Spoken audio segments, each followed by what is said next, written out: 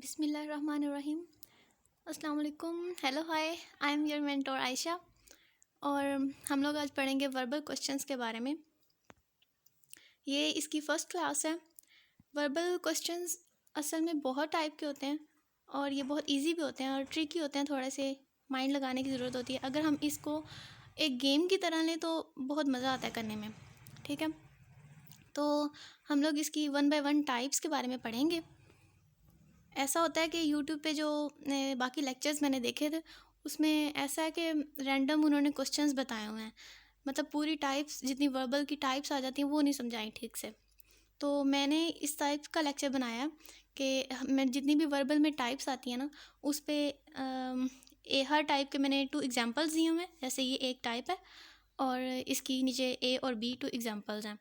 तो इस तरह मैं आपको समझाऊंगी कि इस टाइप के क्वेश्चंस आ सकते हैं। नेक्स्ट आपने मैं सिर्फ 2 एग्जांपल समझाऊंगी, उसके बाद आपने खुद नोट्स वगैरह पे या इस तरह के और बहुत सारे एमसीक्यूज़ जो हैं आपने खुद हल करके देखने हैं, ताकि आपको इसमें एक्सपीरियंस हो जाए और आप एक्सपर्ट हो जाओ कि आप माइंड में फ़ौरन से इसे सॉल्व करने की कोशिश करें। क्योंकि जो वर्बल क्वेश्चंस होते हैं ये फ़ौरन करने पड़ते हैं और ये टाइम मैनेजिंग का इसमें बहुत ज़्यादा मसला होता है।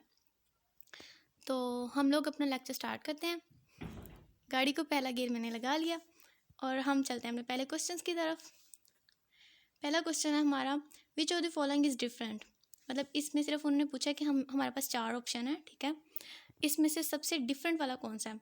तो जो हमें लगे कि मुख्तलिफ है, सबसे अलग है, जिसका कोई चारों से तुक नहीं बनता बाकी 3 से, हमने उस पर टिक करना, ठीक है।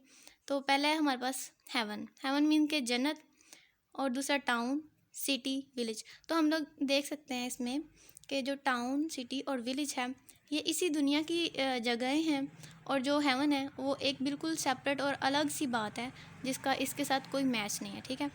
तो हम लोग इसका ऑप्शन हेवन लगाएंगे।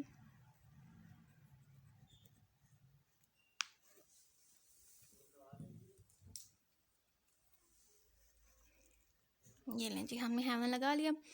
इसी का सेकंड एग्जांपल है adult, child, new born baby. मतलब उन्होंने 4 आपको ऑप्शंस दिए होंगे वहाँ पे, और वैसे तो कंप्यूटराइज होगा, तो उन्होंने 4 ऑप्शन दिए होंगे, आपको टिक करना होगा एक जो डिफरेंट है। तो हम लोगों ने देखना है कि इसमें से डिफरेंट कौन सा है।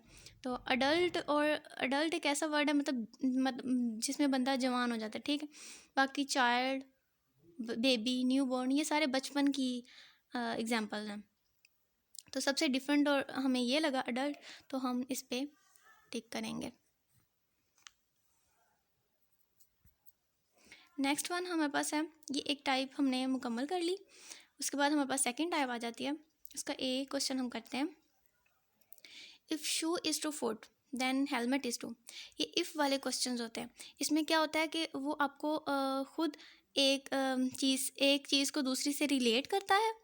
जैसे उसने शूज़ को रिलेट किया फुट के साथ, पाँव के साथ, ठीक है।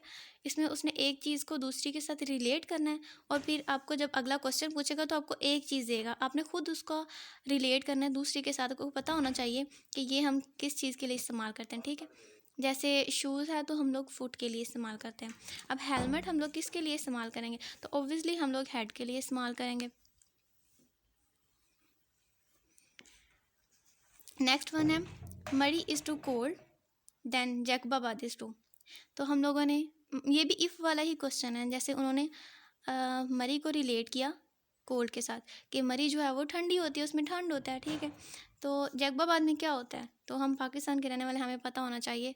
अगर हम पाकिस्तान के रहने वाले हैं तो हमें पता होना चाहिए कि उधर जो है वो गर्मी होती है।